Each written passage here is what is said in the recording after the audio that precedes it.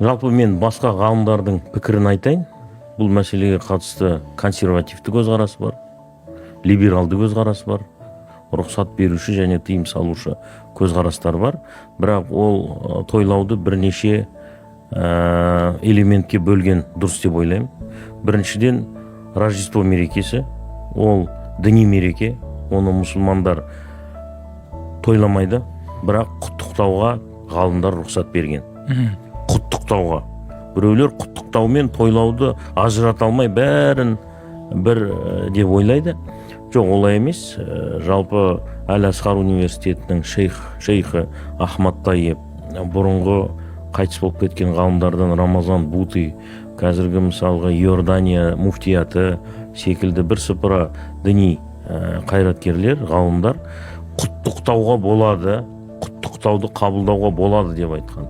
А тойлау енді крисмасқа байланысты, оны мұсылмандар тойламайды, бірақ көршісін құттықтайды, немесе көршісі оған бір жақсылық тілесе, оған жауап бере алады, онда бір не жоқ, проблема жоқ.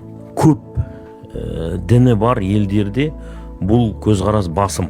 Құттықтауға болады, тіпті сол мерекелерге қатысуға болады, бірақ анау діни жоралғыларды жасамайды мұсылман дегендей пәтуалар. Ал енді басқа дін өкілдері жоқ моно мемлекеттер, моно ұлтты, моно дінді мемлекеттер, олар басқа діндермен арақатынасы, тәжірибесі аз болғасын тыйым салған. Және бұны харам деп айтқандардың сүйенетін негізгі дәлелі пайғамбарымыз саллаллаху алейхи уассаламның айтқан: "Ман ташаббаха би қаумин фахуа минхум". Кім бір қауымға ұқсаса, солардан болады деген дәлел. Бұл енді өте ауқымы кең сөз, пайғамбарымыздың хадисі. Бұл жерде әрине діни жоралғылар меңзет айтылған. Ал енді одан кейін біздің екі-ақ мерекеміз бар деген хадистерді айтады. Ол діни екі-ақ мереке. А діни емес, біздің әрбір мұсылман елінде діни емес, мемлекеттік, ұлттық көптеген мерекелер бар. Тәуелсіздік күні, республика күні дегендей осындай күндер бар. Көрдіңіз бе? Әрбір тіпті ең консервативті елдердің өзінде бар. Көрдіңіз бе?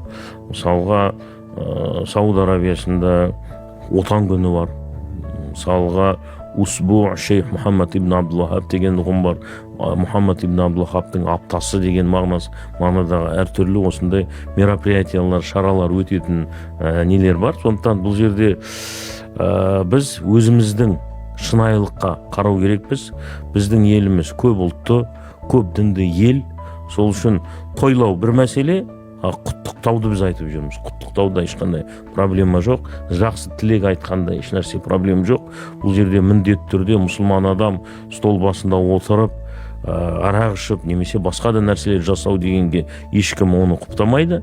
Дегенмен, егер бәріміз жұмыс істейміз, белгілі бір коллективтерде боламыз дегенде, осындай жерлерде бір тілектер, бір құттықтаулар болса, жоқ, бұның бәрі харам, мен бұған қатысым жоқ десе, бұл енді біздің шынайылыққа жараспайды.